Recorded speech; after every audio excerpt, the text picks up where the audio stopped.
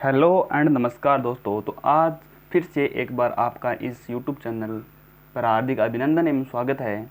तो आज हम कक्षा 10 की जो गणित है उसमें प्रश्नमाला 3.4 है, उसका जिसमें विलोपन विधि है वो उसका हम अध्ययन करने वाले हैं।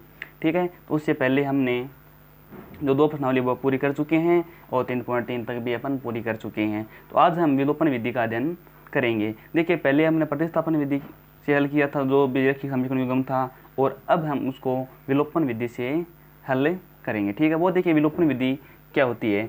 जैसे कि हमें ये 2 समीकरण हमारे पास है, एक समीकरण युग्म है, और इन दोनों में हमें क्या करना होता है, जो भी हमारे पास x और y के अज्ञात राशियाँ हैं ये दोनों। ठीक है, तो उसमें हमें दोनों समीकरणों में, इसमें और इसमें क्या है कि हमें कोई भी एक चर का जो गुणांक है वो हमें क्या करना है, समान करना है, यानी बराबर करना है, ताकि हमें अब जो सुविधाजनक यदि या तो फिर जोड़ा जाए या फिर घटाया जाए तो क्या होता है वो आपस में कैंसिल हो जाए और हमें एक ही जो चर है में मान बन जाए, जिस प्रकार में प्रतिस्थापन विधि में किया था ना उसी प्रकार। ठीक है, तो हम जो भी मान आएगा हमारे पास है वो हम किसी भी समीकरण में रख कर है तो दूसरी जो अज्ञात राशि है उसका अपन मान ज्ञात कर लेंगे। देखिए पहला क्वेश्चन कि निम्न समीकरणों के युग्म को विलोपन विधि तथा प्रतिस्थापन विधि से हल कीजिए और कौन सी विधि अधिक उपयुक्त है। तो हमने पहले प्रतिस्थापन से किया था और अब हम इन सभी सवालों को विलोपन से ही करेंगे। ठीक है ना, और विलोपन देखो कोई भी जो मान आएगा वो प्रतिस्थापित तो करना ही होगा,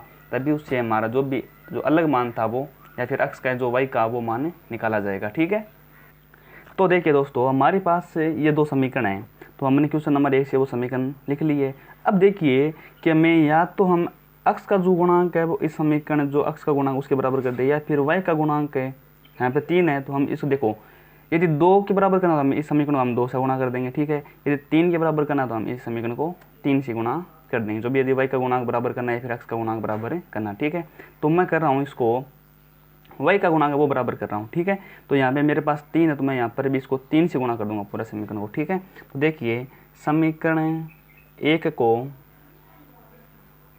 3 से गुणा करने पर ठीक है, तो गुणा करेंगे तो हमारे पास क्या आएगा 3x प्लस 3y बराबर कितना हो जाएगा 15। कितना हो जाएगा 15, और ये हमारे पास समीकरण नंबर आ गई 3। कितनी आ गई 3। अब देखिए कि मैं यदि इन दोनों को जोड़ दूं, इस समीकरण और इस समीकरण को जोड़ दूं तो ये माइनस और ये प्लस, ये दोनों क्या हो जाएगा कैंसिल हो जाएगा, और हमारे पास जो भी चर बचेगा वो अक्ष में बचेगा और अक्ष का मान निकाल कर हम किसी भी समीकरण में प्रतिस्थापित कर देंगे। देखिए मैं समीकरण 1 समीकरण 2 व 3 को जोड़ने पर, क्या करने पर, जोड़ने पर देखिए ठीक है किस प्रकार जोड़ेंगे। हमारे पास कितना है, ये 2x है माइनस कितना है 3y, ये बराबर कितना है 4, और ये हमारे पास है 3x है और प्लस कितना है 3y बराबर कितना है 15। ठीक है, तो देखिए अब हम इसको जोड़ते हैं। अब देखो जोड़ेंगे तो कोई भी मतलब चिन्ह में कोई परिवर्तन नहीं होगा, यदि हम घटाते हैं तब जो प्लस हो माइनस हो जाता है, माइनस वो प्लस से हो जाता है। ठीक है, तो अब देखो हम इसको जोड़ते हैं, बराबर का बराबर रखेंगे, यहाँ पर 15 और 4 कितना होता है 19 हो जाता है। ठीक है, और ये दोनों क्या हो जाता है कैंसिल, और 3 2 5 कितना हो जाती है ये 5x हो जाता है। ठीक है, तो अब हम यहाँ से अक्ष का मान निकालेंगे, तो अक्ष बराबर कितना आएगा हमारे पास 19/5। कितना आएगा अक्ष बराबर 19/5। अब जो अक्ष का मान है वो हम समीकरण 1 या समीकरण 2 या समीकरण 3, हमारे पास 3 समीकरण है ना, हम किसी में भी यदि प्रतिस्थापित कर देंगे तो हमारे पास y का मान आ जाएगा। जो भी आपको सरल लगे उसी समीकरण में आप प्रतिस्थापित कर दीजिए। जैसे कि ये पहला समीकरण वो सरल है। ठीक है, तो हम अक्ष का मान समीकरण 1 में प्रतिस्थापित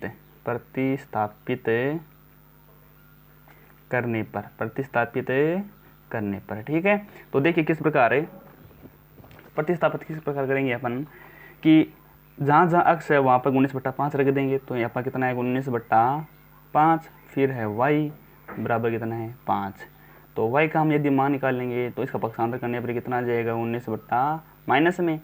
अब देखिए y बराबर हम इसका जो एलसीएम लेंगे तो 5 को 5 से गुणा करेंगे तो 25 माइनस कितना हो जाएगा 19। उसके बाद हल करेंगे तो 25 में से गुणित कितना हो जाएगा 6 बचेगा और बट्टा में कितना आएगा हमारे पास से 5 है। अतः रेखिक समीकरण जो युग्म है उसका हल करेंगे तो x बराबर 19/5 और y बराबर कितना है 6/5। ठीक है, तो हमने यहाँ पर रख दिया है कि x बराबर 19/5 और y बराबर कितना है 6/5 है। इसी प्रकार हम जो अगला क्वेश्चन है वो भी करने वाले हैं। देखिए, अब देखिए आप जो क्वेश्चन नंबर 2 है कि यहाँ पर यदि मैं इस समीकरण को यदि मैं यहाँ पर y का गुणा को यदि बराबर करना चाहूँ तो मैं समीकरण कितना से गुणा करूँ ताकि ये 4 हो जाए। तो मतलब इसको 2 से गुणा करने पर ये 4 हो जाएगा और ये दोनों आपस में कट जाएंगे, हम जोड़ेंगे तब, ठीक है ना। तो हम यहाँ पर लिख देते हैं कि समीकरण 2 को 2 से गुणा करने पर, ठीक है, जिस प्रकार ऊपर किया था। अब देखिए गुणा, अब वो 3x तो इसको तो करना नहीं, हमें इस समीकरण को गुणा करना है। तो 2 से गुणा करेंगे तो कितना हो जाएगा 4x माइनस कितना हो जाएगा यहाँ पर 4y बराबर कितना हो जाएगा 2 2 4 मतलब, ठीक है। तो ये समीकरण हमारे पास आ गई 3। अब देखो इसको मैं से 4 का बाद देखो वापस हल नहीं करना है इसको, ठीक है ना।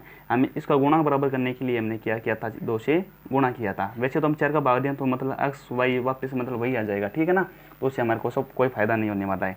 तो अब समीकरण जो 2 और 3 है, नहीं समीकरण 1 और 3 है उसको हम क्या कर देंगे जोड़ देंगे।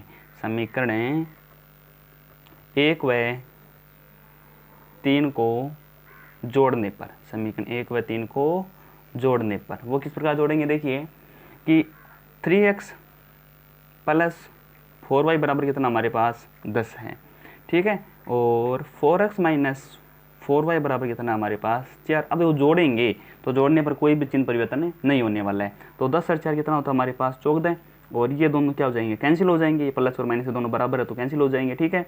और 3x और 4x कितना हो जाएगा 7x, ठीक है। तो अब देखिए हम यहाँ से x का मान निकाल लेंगे, x का मान निकालेंगे तो 14 बटा कितना आएगा हमारे पास 7 और x बराबर कितना आ जाएगा 2। अब देखिए x का मान है जो भी आपको समीकरण चल रही है उसमें यहाँ पे मान रख दीजिए और हमारे पास जो y का मान है आ जाएगा, ठीक है। तो यहाँ पे देखिए x का मान है समीकरण 1 या फिर 2 में कोई किसी में भी रख दीजिए। जैसे ही मैं समीकरण 2 में रख दिया, समीकरण 2 में रखने पर समीकरण नंबर 2 क्या हमारे पास है कि जहाँ जहाँ x वहाँ पर हम 2 रख देंगे तो 2 × 2 माइनस 2y बराबर कितना है 2, ठीक है। तो 2 2 कितना हो जाता है 4 माइनस का 2y बराबर कितना हो जाता है 2। अब देखिए ये माइनस का 2y बराबर ये 2 ये इधर जाएगा माइनस में आ जाएगा 4, तो माइनस का 2y बराबर यहाँ पे कितना बचेगा माइनस का 2। तो उसके बाद यदि हम इसका y का मान निकालेंगे तो कितना हो जाएगा 1। वो देखिए किस प्रकार यदि हम y बराबर माइनस का 2 है और बट्टा में कितना आ जाए 2, तो 2 से 2 कितना हो जाएगा 1 माइनस का। अब माइनस माइनस आपस में क्या हो जाएगा कैंसिल हो जाएगा, ठीक है। तो आप ये ना यहाँ से पक्षांतर इस प्रकार भी कर सकते हैं। देखिए किस प्रकार है कि अब माइनस हमें यदि माइनस में नहीं लेके आना हो तो 4 ये माइनस इधर लेके आए और ये इधर लेके जाएंगे तो हमारे पास ये जाएगा, ठीक है। और 4 में से 2 गया 2 और यहाँ पर भी कितना है 2y, 2 से 2 कैंसिल इधर 1 बनता और y बराबर हमारे पास आ गया 1, ठीक है। यदि बराबर में यदि सेम संख्या हो और ये जो गुणा में तो हम इसको कैंसिल कर देते हैं, ठीक है। तो हम लिख देते हैं कि अतरैखिक समीकरण युग्म का हल है वो x बराबर 2 और y बराबर कितना है 1 है। अब हम क्वेश्चन नंबर 3 की ओर चलते हैं।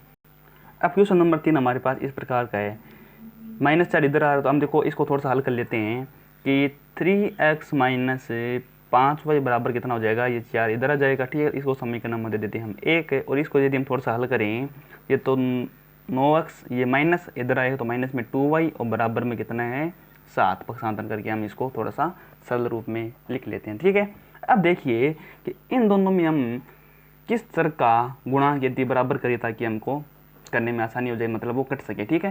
तो देखिए कि यदि मैं या तो इसको 3 से गुणा करूं तो मतलब x का गुणा यदि बराबर हो जाएगा, और यदि मुझे y का गुणा बराबर करना है तो मैं क्या करूँगा इस समीकरण को 5 से गुणा कर दूंगा और इस समीकरण को मैं 2 से गुणा कर दूंगा, ठीक है ना।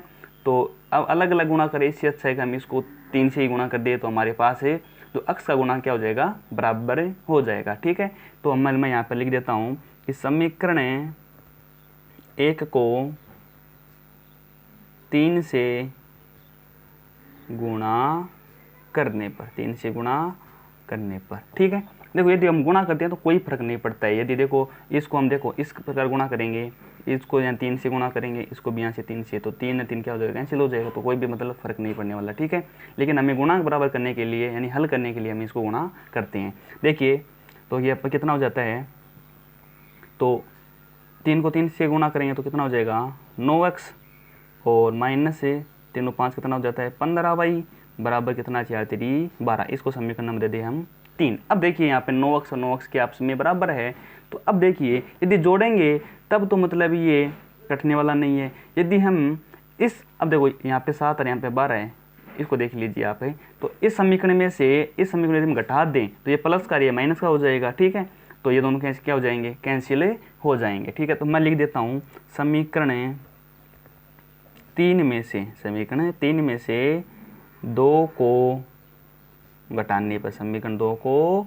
घटाने पर देखिए कि हमारे पास समीकरण नंबर 3 ये है, तो मैं 9x माइनस 15y बराबर कितना कर देता हूँ 12, और ये कितना है 9x माइनस 2y बराबर कितना है 7।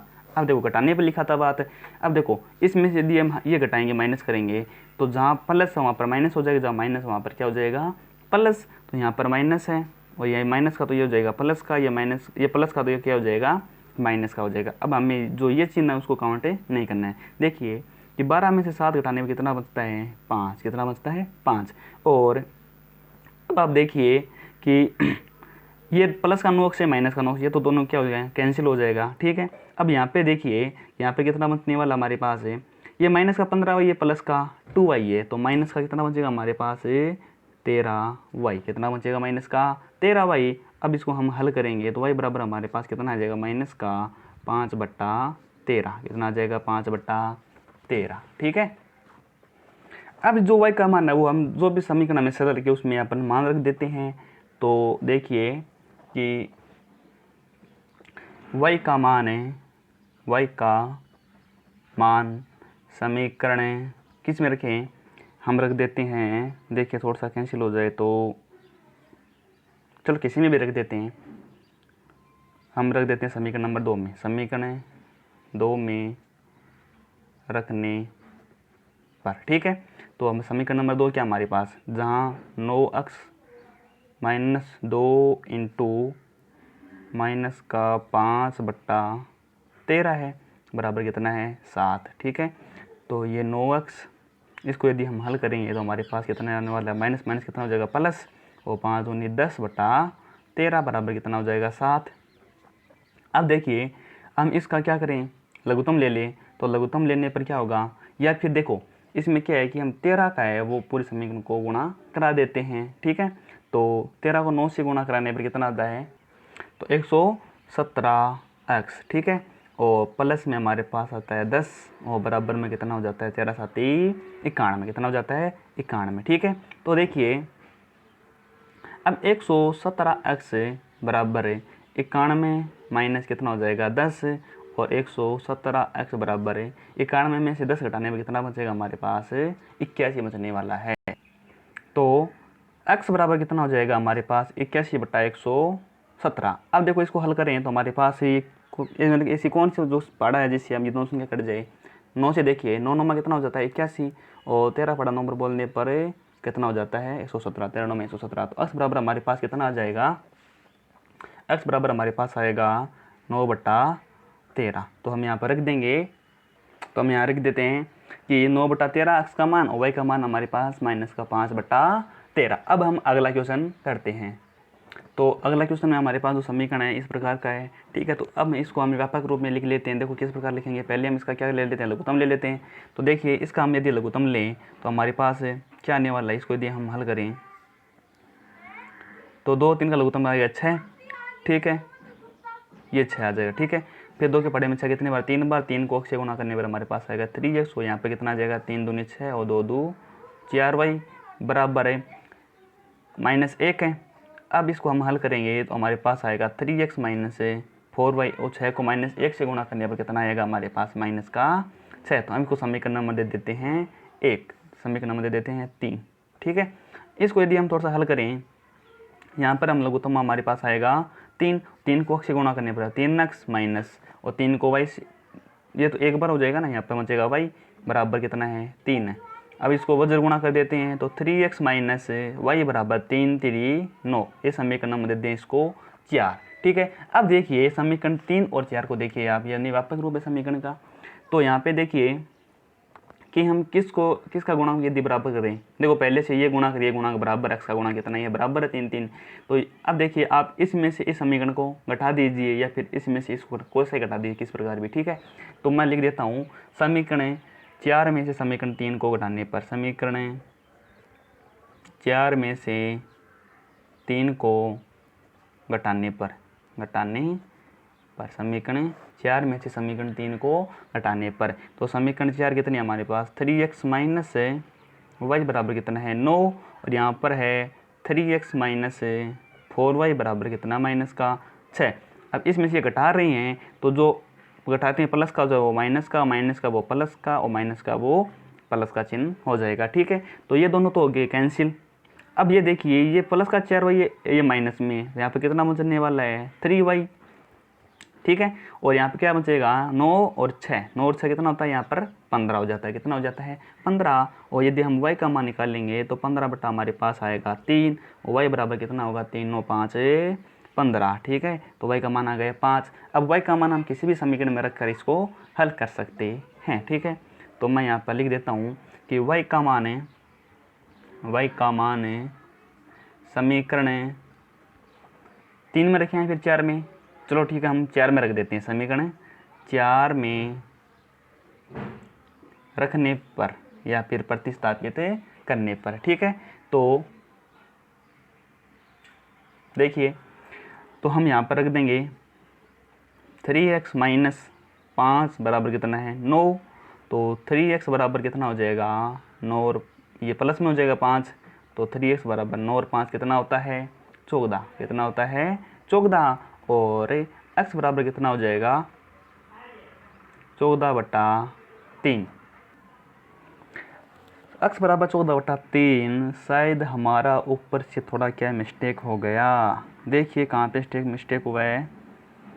यहाँ पे देखिए प्लस है, हमने क्या किया माइनस, तो यहाँ पर होने वाला है प्लस। ठीक है, तो यहाँ पर भी क्या होगा प्लस, तो यहाँ पर होने वाला हमारे पास है माइनस। ठीक है, तो देखिए ये तो दोनों कैंसिल हो जाएगा, ये माइनस यहाँ पर 5y होने वाला है, कितना होने माइनस का 5y, तभी मैंने सोचा ये मिस्टेक कैसे हो रहा है ऐसा। ठीक है, और ये होने वाला है 15 हो जाएगा। ठीक है, और यहाँ पर 5 या माइनस में ना, तो y बराबर -3 आ जाएगा, कितना आ जाएगा y बराबर -3, 5 का 15 में भाग देने पर। ठीक है, और अब जो y का मान हम यहाँ पर रखेंगे तो हमारे पास कितना आएगा -3 रखेंगे, कितना रखेंगे -3।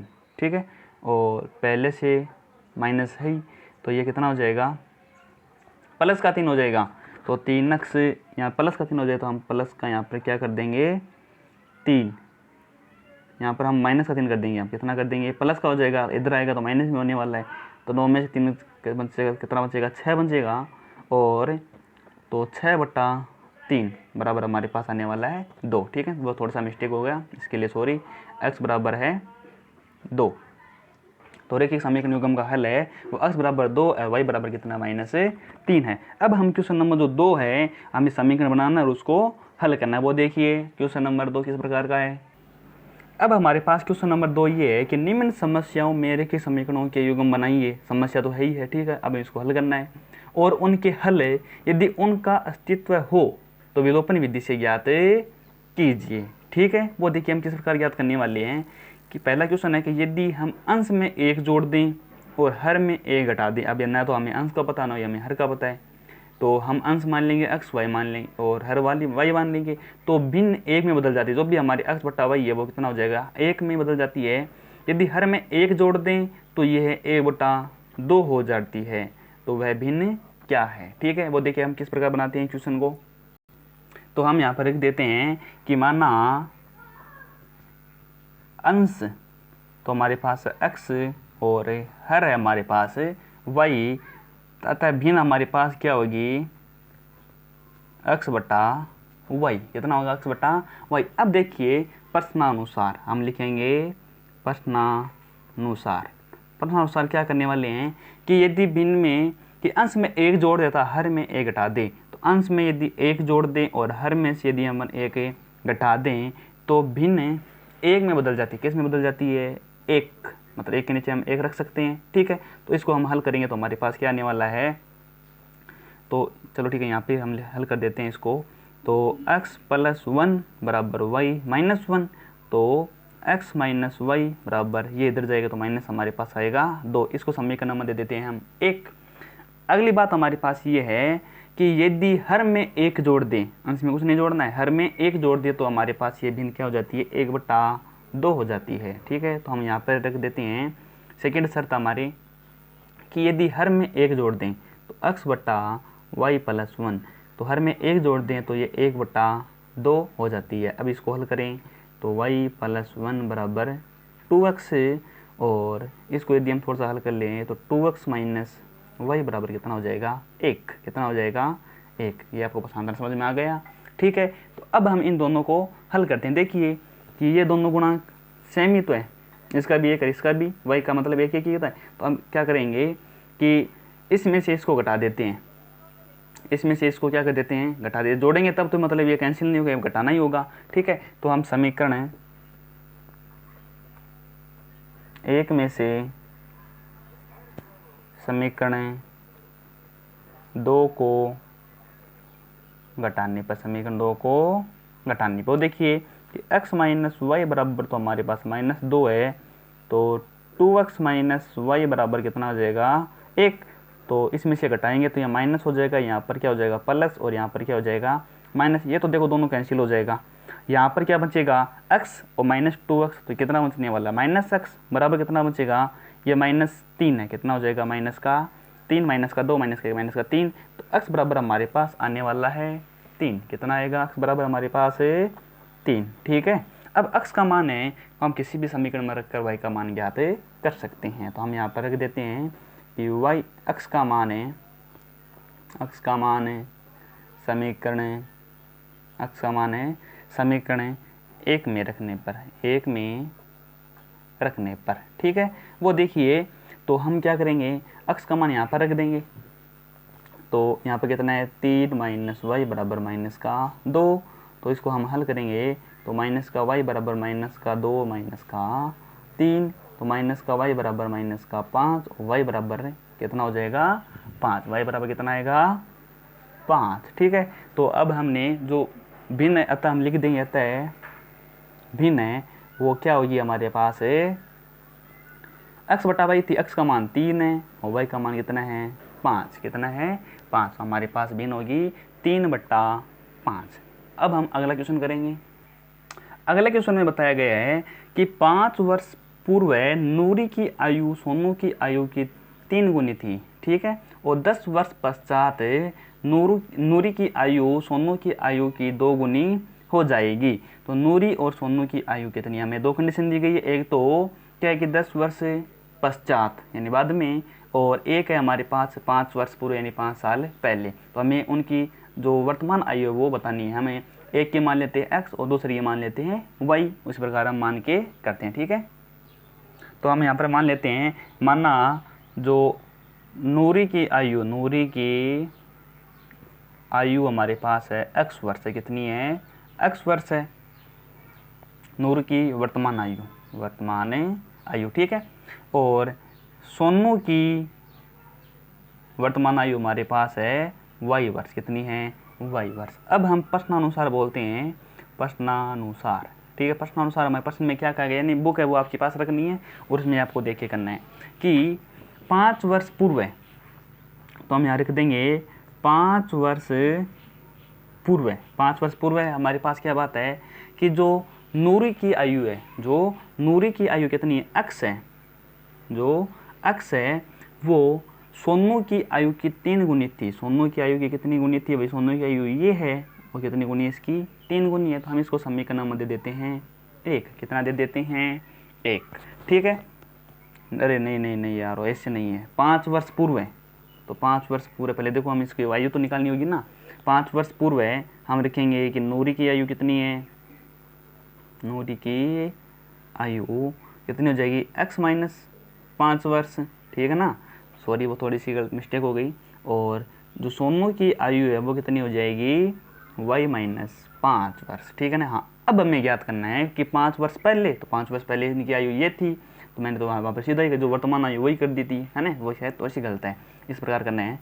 तो 5 वर्ष पहले जो ये आयु थी ना, वो इसकी कितनी गुनी थी, 3 गुनी थी। तो हम प्रश्नानुसार लिख देते हैं कि x माइनस जो 5 है, जो नूरी की आयु है, वो y माइनस 5 कितनी है, सोनू की आयु कितनी गुनी है भाई, 3 गुनी है। कितनी गुनी है, 3 गुनी है। तो अब इसको हम हल कर देते हैं, तो x माइनस 5 बराबर है 3y माइनस कितना हो जाएगा 15, और x माइनस 3y बराबर माइनस का 15, यहाँ पर जाएगा प्लस का 5 है।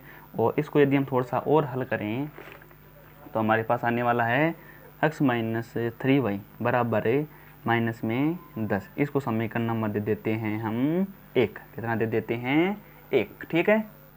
अगली कंडीशन हमारे पास है कि 10 वर्ष बाद, 10 वर्ष बाद या 10 वर्ष पश्चात हम करेंगे कि नूरी की आयु, नूरी की आयु यानी आज से वो 10 वर्ष बाद में कितनी हो जाएगी भाई, x प्लस कितनी हो जाएगी 10, x प्लस कितनी हो जाएगी 10 वर्ष की हो जाएगी, ठीक है। और जो सोनू है वो कितनी आयु का हो जाएगा भाई, सोनू की आयु वो कितनी हो जाएगी भाई, y प्लस 10 वर्ष। कितना हो जाएगा, y प्लस 10 वर्ष। आज थोड़ा सा मौसम वो ख़राब है, इसी कारण ये जो एक्सपोजर है वो कम और ज़्यादा हो रहा है, ठीक है, तो थोड़ा सा मिस्टेक हो रहा है। तो देखिए अब 10 वर्ष बाद इसकी आयु ये और इसकी आयु ये। अब हमें क्वेश्चन में बताया गया है कि 10 वर्ष बाद, 10 वर्ष बाद नूरी की आयु सोनू की आयु की 2 गुनी हो जाएगी। नूरी की आयु कितनी है हमारे पास, x प्लस 10 वर्ष है, वो सोनू की आयु की कितनी हो जाएगी भाई, कितनी गुनी हो जाएगी, 2 गुनी हो जाएगी। कितनी गुनी, 2 गुनी हो जाएगी। अब देखो हम इसको हल करते हैं, तो x प्लस 10 बराबर 2y प्लस 10 दूनी 20, और x माइनस 2y इधर आ गया माइनस में हो जाएगा, बराबर हमारे पास 20 माइनस कितना हो जाएगा 10, ठीक है। तो x माइनस 2y बराबर कितना हो जाएगा 10, ठीक है। इसको समीकरण नंबर दे देते हैं हम 2।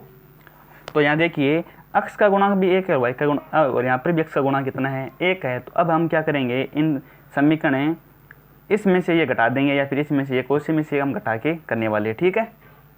तो समीकरण 1 में से हम 2 को घटाएंगे, तो ये तो हो जाएगा माइनस का, और ये क्या हो जाएगा प्लस का, और ये भी क्या हो जाएगा माइनस का हो जाएगा। अब ये दोनों विपरीत चिन्ह तो ये कैंसिल हो जाएंगे, ठीक है।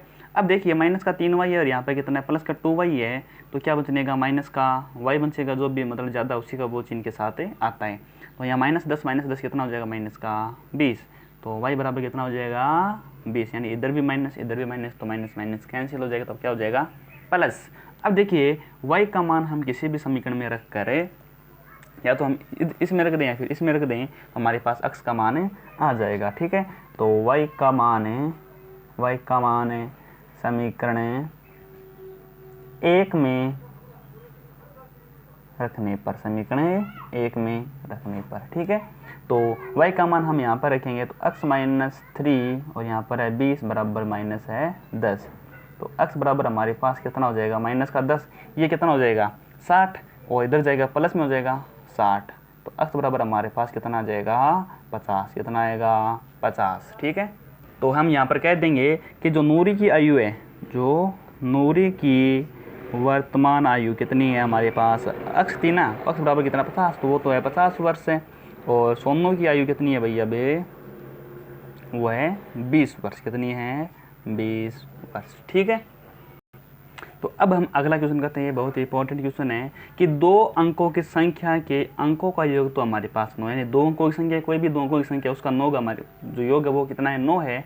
और इस संख्या का जो 9 गुना है, वो जो संख्या है ये उसका जो 9 गुना है, वो संख्या के अंकों को पलटने पर, जो भी कोई 2 अंकों की संख्या उसको पलटेंगे तो उससे जो संख्या बनती है उस संख्या कितना है वो 2 गुना है, तो वह संख्या ज्ञात कीजिए। नहीं बहुत ही सरल सा क्वेश्चन है, वो देखिए किस प्रकार है। अब हमें दो अंकों की संख्या माननी है। जैसे ये दो अंकों की संख्या, जैसे ये 15 है, इस प्रकार हमें करनी है, ठीक है। जैसे कि हमारे पास 18 है, ये दो अंकों की संख्या है ना, ठीक है। तो शायद हमारा उत्तर भी यही आने वाला है, यानी क्योंकि अंकों का योग तो कितना है, 9 है, ठीक है। तो वह हम देखेंगे वो किस प्रकार आएगा कि अब देखो ये तो इकाई है और ये कितना है, दहाई है। हमें ना तो इकाई का पता, ना ही हमें दहाई का पता है। तो हम मान लेते हैं कि माना इकाई का अंक हमारे पास कितना है भाई, हम मान लेते हैं x है, कितना है, x है। और दहाई का अंक है, लाइट चली गई है, ठीक है। दहाई का अंक है जो y है, तो हमारे पास जो y और x के रूप में संख्या बन जाएगी, ये इकाई है और ये कितना है, दहाई है, ठीक है। इस प्रकार की हमारे पास संख्या बन जाएगी। देखो इसको हम किस प्रकार रखते हैं, लाइट वापस आ गई है, तो इसको देखो हम किस प्रकार रखते हैं कि यहाँ पर हम लिखते हैं, देखो इकाई और दहाई हमेशा क्या होता है, वापस गई, ठीक है। तो इसको हम लिखते हैं ना, जैसे कि 10y प्लस कितना रखते हैं, x रखते हैं, है ना। इस प्रकार जैसे कि ये इकाई है, दहाई, अभी सैकड़ा को हम क्या करेंगे, जैसे कि 100 पर सैकड़ा आता है, 1000 पर 3 बिंडे आता है ना, ठीक है।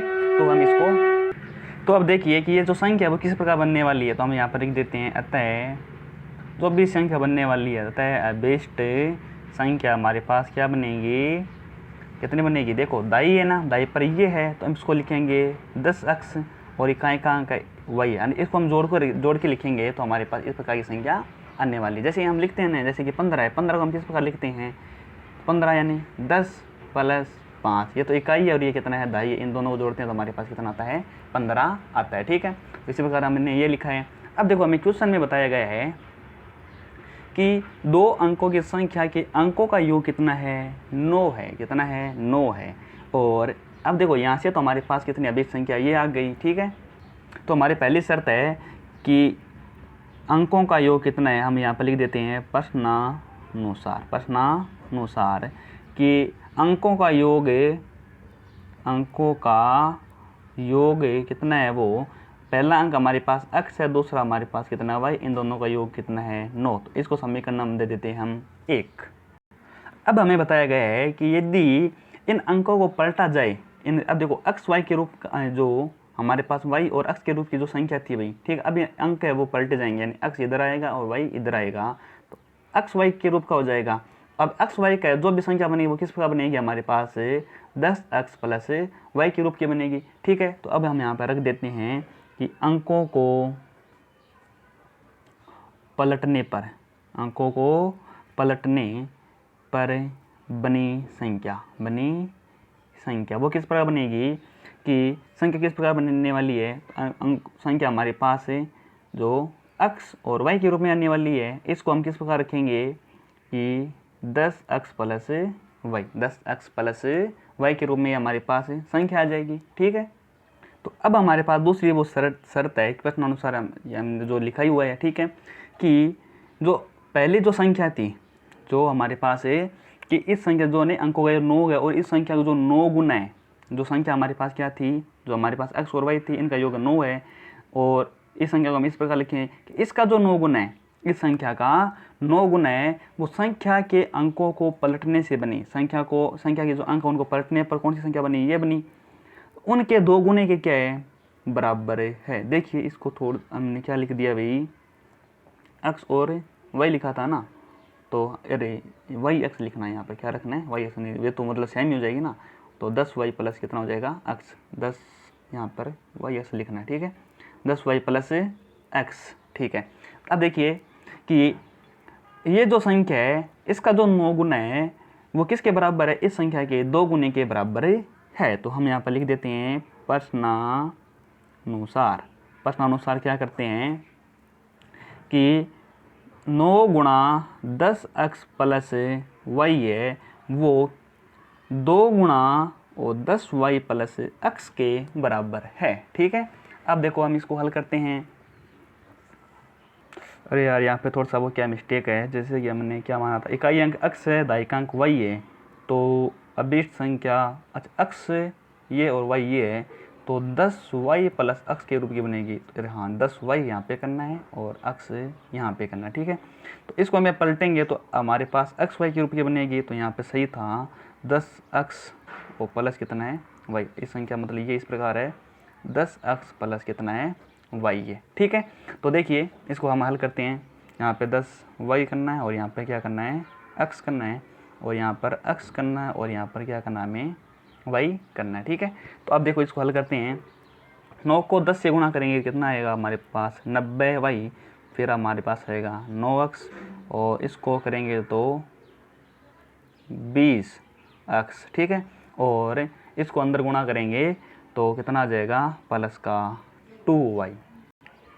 तो आगे देखिए कि ये तो 90y है और ये 9x है, ये 20x है। ठीक है, तो हम इसको किस प्रकार हल करेंगे कि ये 90y है और ये 20x है, तो 90y में से इधर आएगा कितना हो जाएगा हमारे पास 88y प्लस, अब देखो ये 9x है और ये कितना है 20x है, तो ये इधर आएगा तो हमारे पास कितना बचेगा माइनस में बचेगा, माइनस का कितना हो जाएगा 11x और बराबर कितना होगा 0। तो इसको आगे हल कीजिए कि 88y बराबर हम क्या कर सकते हैं 11x लिख सकते हैं। ठीक है, तो हम x का मान निकालेंगे तो यहाँ से हमारे पास आएगा 88y बटा कितना 11, और 11 को 88 करेंगे 8 बार 11 और 88 और कितना आएगा y। तो x बराबर हमारे पास कितना आएगा, x बराबर हमारे पास आएगा x बराबर 8y। ठीक है, अब देखो x का मान है वो हम किसी समीकरण में रख देते हैं। तो हमें x का मान है वो देखिए समीकरण नंबर जो 1 थी हमारे पास एक थी ना, हम उसमें रख देते हैं। वो देखिए हम यहाँ पर रखते हैं समीकरण 1 में x का मान रखने पर, x का मान रखने पर, तो x का मान हम रखेंगे तो हमारे पास कितना आ जाएगा 8y प्लस y बराबर कितना है 9 है, ये 9y हो जाएगा बराबर कितना है 9, तो हमारे पास y बराबर कितना आएगा भाई 1 आने वाला है। अब देखिए y का मान तो 1 आ गया, अब y का मान है वो हम यहाँ पर रख दें, कहाँ पर रख दें यहाँ पर रख दें। ठीक है, तो देखिए अब 1 नंबर और हम इसको दे देते हैं 2 नंबर, क्या दे देते हैं इसको 2 नंबर दे देते हैं। ठीक है, तो हम y का मान समीकरण नंबर 2 में रखते हैं, y बराबर तो 1 है हमारे पास। अब y का मान समीकरण 2 में रखने पर, समीकरण 2 में रखने पर, ठीक है, तो समीकरण 2 हमारे पास क्या है x बराबर है 8 इंटू कितना है 1 है, तो x बराबर कितना आएगा हमारे पास है 8 आने वाला है। तो इकाई का अंक तो हमारे पास क्या है 8 है, और दाई का अंक हमारे पास कितना है 1 है, कितना है 1 है। तो इकाई का अंक तो देखो 8 है और दाई का अंक हमारे पास है 1 है, तो 18 बन गया।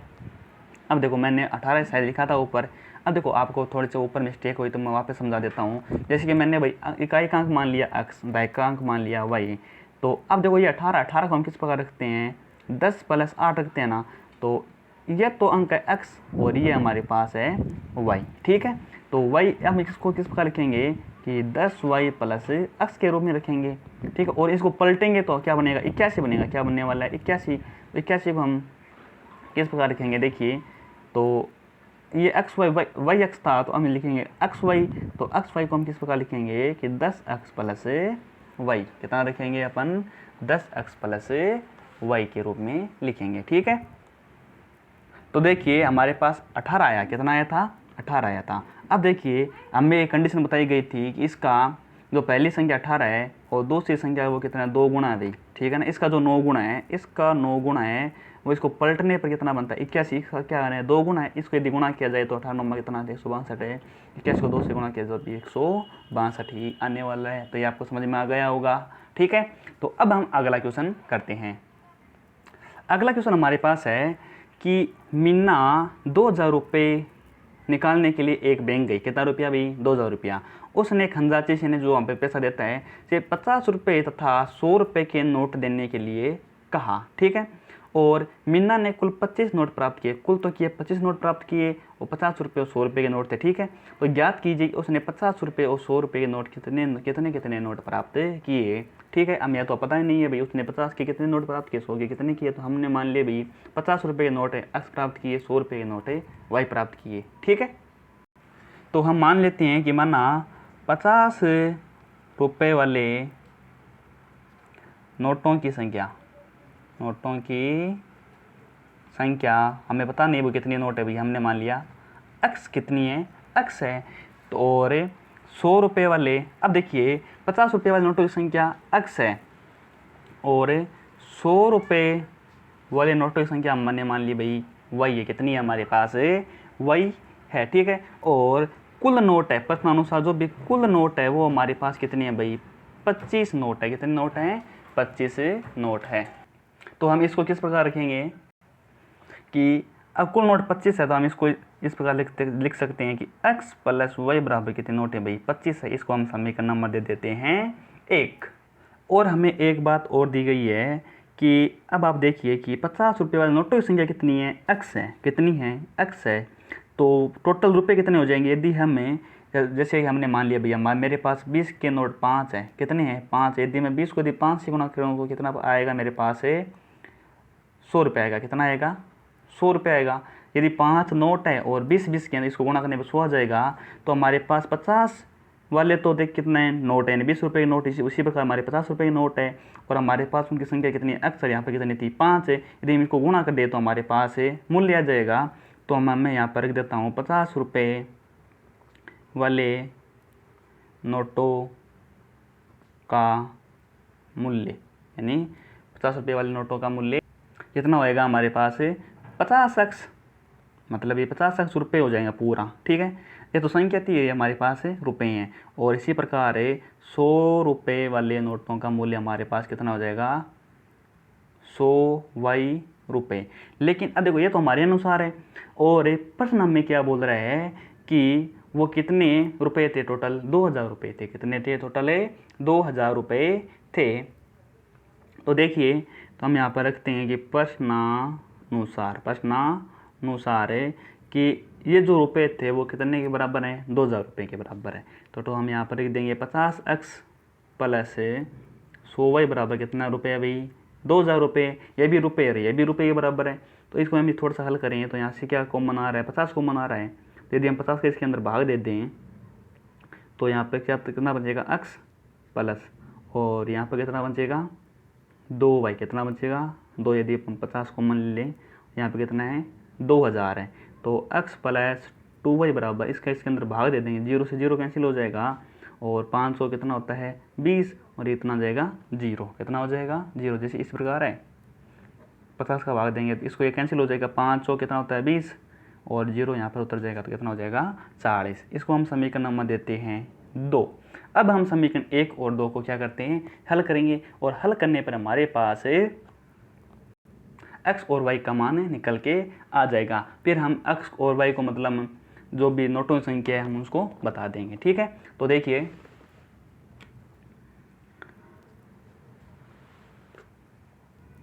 यहाँ पे समीकरण नंबर 1 है और यहाँ पे समीकरण नंबर कितना है 2 है। यहाँ पे देखिए x का गुणांक 1 है, यहाँ पे कितना है x का गुणांक 1 है। तो हमें इसमें से इस समीकरण को क्या करते हैं, घटा देते हैं। हम यहाँ पर रख देते हैं, यहाँ पर लिखते हैं कि समीकरण 2 में से समीकरण नंबर 1 को घटाने पर वो देखिए किस प्रकार है कि x प्लस 2y बराबर तो हमारे पास 40 है। ऊपर हमारे पास क्या है x प्लस y बराबर कितना है 25। तो इसमें से इसको घटाएंगे तो ये माइनस हो जाएगा, ये भी माइनस और ये भी माइनस, ये दोनों कैंसिल हो जाएंगे। 2y में से 1y जाएगा तो हमारे पास बचेगा y और 40 में से 25 घटाने पर कितना बचेगा 15 बचेगा। कितना बचेगा 15 बचने वाला है, ठीक है। तो अब हम आगे करते हैं इसको। यदि y का मान हम किसी भी समीकरण में रख दें तो हमारे पास x का मान आ जाएगा, ठीक है। तो हम यहाँ पर रख देते हैं कि y का मान है समीकरण 1 में रखने पर, तो समीकरण 1 क्या थे हमारे पास, x प्लस वाई बराबर 25 था। तो हम यहाँ पर रख देते हैं x प्लस वाई का मान है 15 बराबर कितना हमारे पास 25 है। तो x बराबर 25 माइनस 15 कर देंगे तो x बराबर हमारे पास आ जाएगा 10। तो हम कह सकते हैं कि 50 रुपये वाले नोटों की संख्या x थी, मतलब x का मान 10 है। तो 50 रुपये नोटों की संख्या कितनी है भाई 10 है। तो हम 10 को यदि 10 नोट है और कितने का 50 का, तो कितना हो जाएगा भाई, कितना हो जाएगा 500 हो जाएगा। और 100 रुपये नोटों की संख्या कितनी है भाई 15 है।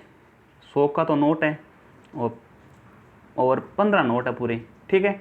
तो इसको हम गुणा करेंगे तो हमारे पास कितना हो जाएगा 1500, इनको जोड़िए कितना हो जाएगा 2000, कितना हो जाएगा 2000, ठीक है। तो इस प्रकार आपको हल करना है। आज बारिश हो रही है, बहुत ही शानदार मौसम है। अगला भी बहुत शानदार क्वेश्चन है। इसमें बताया गया है कि किराए पर पुस्तक देने वाले किसी पुस्तकालय का प्रथम 3 दिनों का एक नियत किराया है। मतलब यदि कोई पुस्तकालय वहाँ पे जो पुस्तक किराए पर देते हैं तो जो प्रथम जो 3 दिन है उसका तो नियत किराया है, तथा उसके बाद प्रत्येक अतिरिक्त दिन का अलग किराया है, ठीक है। 3 दिन तो भाई सेम लगे, ठीक है, और उसके बाद जो भी बुक हो उसका वो अलग अलग किराया है। और सरिता ने 7 दिनों तक एक पुस्तक रखने के लिए 27 रुपये अदा किए। 7 दिन रखे मतलब पहला दिन 3 दिन का तो मतलब जो भी रुपया लागना ही है, और अगला रुपया वहाँ का अपन बताना है। तो 27 अदा किए, जबकि सुशी ने एक पुस्तक 5 दिनों तक रखने के रुपये 21 रुपये अदा किए, और नियत किराया तथा प्रत्येक अतिरिक्त दिन का किराया ज्ञात कीजिए। हमें नियत किराया वो बताना है और इसके अतिरिक्त जो किराया लगता है हमें वो भी इसको बताना है। वो देखिए हम किस प्रकार हल करते हैं। अब हम मान लेते हैं कि हमने माना कि नियत किराया है, कि नियत कि हम लिख लेते हैं भाई प्रथम 3 दिनों का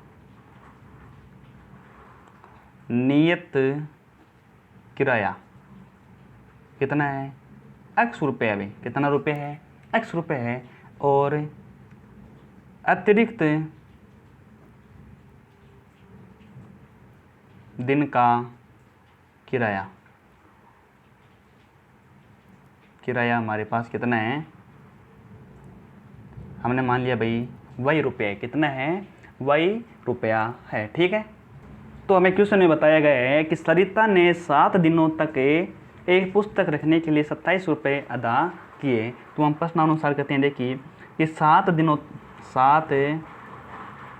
दिनों का किराया, 7 दिनों का किराया वो कितना है भाई 27 रुपये, कितना है 27 रुपये। अब 7 दिन उसको देखो हम किस प्रकार बांटते हैं।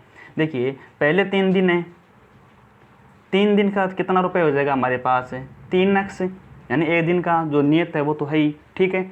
और फिर हमारे पास अतिरिक्त दिन कितने हैं 4 है, तो हम इसको y से गुणा कर देंगे तो 4y। तो ये जो किराया है वो किसके बराबर हो जाएगा 27 रुपये के बराबर हो जाएगा। नहीं मतलब यहाँ पर जो 3 दिन है उसका तो नियत किराया है ना, तो हम इसको 3 से गुणा नहीं करना है, ठीक है। अतिरिक्त जो भी मतलब है दिन है उसका उसका जो किराया वो कितना है हमारे पास y रुपये है। तो अतिरिक्त दिन तो हमारे पास 4 है, और 4 दिन कितना हो जाता है 7। प्रथम 3 दिनों का किराया था वो x रुपये है, ठीक है। तो अब इसको समीकरण नंबर दे देते हैं 1। और इसके बाद आगे बोला गया है कि 5 दिनों तक रखने के लिए 21 रुपये अदा किए, किसने सुशी ने, ठीक है। तो 5 दिनों का किराया, 5 दिनों का किराया कितना है भाई 21 रुपये, कितना है 21 रुपये। तो हम इसको किस प्रकार रखेंगे कि 3 दिन पहले उसका तो हमारे पास x रुपये ही है, ठीक है। फिर उसके बाद मुझे 2, तो हम 2 को किससे गुणा कर देंगे y से। ये टोटल रुपये वो किसके बराबर हो जाएंगे 21 रुपये के बराबर हो जाएंगे। ये हमारे पास समीकरण आ गई 2। अब देखिए समीकरण 1 और 2 को हम विलोपन विधि से हल कर देंगे। यहाँ पे देखिए x और यहाँ पर भी x है, x का गुणा कितना 1 है, तो हम इस समीकरण में से इस समीकरण को घटा देते हैं। तो समीकरण 1 माइनस समीकरण 2, 1 माइनस समीकरण 2, ठीक है। अब देखिए किस प्रकार हम हल करते हैं इसको, कि हम यहाँ पर लिख देते हैं x प्लस 4y बराबर कितना है 27 है, और x प्लस 2y बराबर हमारे पास कितना है 21। तो यहाँ पर ये माइनस हो जाएगा, ये भी माइनस और ये भी माइनस, ये दोनों कैंसिल हो जाएगा, 4 में से 2 गया तो 2y बचेगा, और 27 में से 21 जाने पर कितना बनता है 6, कितना बचेगा 6। तो हम यहाँ पर y बराबर कितना रख देंगे 3, कितना रख देंगे 3, ठीक है। तो y का मान है वो हमारे पास आया 3। तो 3 हमने क्या माना था कि अतिरिक्त दिन का किराया, यानी जो नियत किराया उससे जो भी अतिरिक्त किराया लगेगा वो कितना हमारे पास 3 रुपये आए हैं, कितना आया भाई 3 रुपया आए हैं। अब देखिए y का मान है, y का मान हम समीकरण नंबर किसी में भी रख दें तो हल कर लेंगे। समीकरण हमने रख दिया भाई 2 में रखने, समीकरण 2 में, 1 में भी रख सकते हैं रखने पर, ठीक है। तो समीकरण 2 हमारे पास क्या ये है, तो x प्लस 2 इंटू 3 बराबर कितना है 21 है। तो x प्लस 2 3 कितना होता है 6 बराबर कितना हो जाएगा 21 से x बराबर 21 माइनस 6, 21 माइनस 6, तो x बराबर हमारे पास 21 में 6 घटाएंगे कितना बचेगा 15। तो जो प्रथम 3 दिनों की किराया है वो तो हमारे पास है 15 रुपये। कितना है 15 रुपये। उसके अतिरिक्त जो भी किराया है वो कितना है 3 रुपया है। तो आज के लिए इतना ही। हमारा जो क्वेश्चन है वो सारी कंप्लीट हो चुकी हैं। देखो ये थोड़ा सा मिस्टेक हो गया तो उसके लिए मैं माफ़ी मांगता हूँ, ठीक है। तो और आगे से ऐसी कोई गलती नहीं होने वाली है।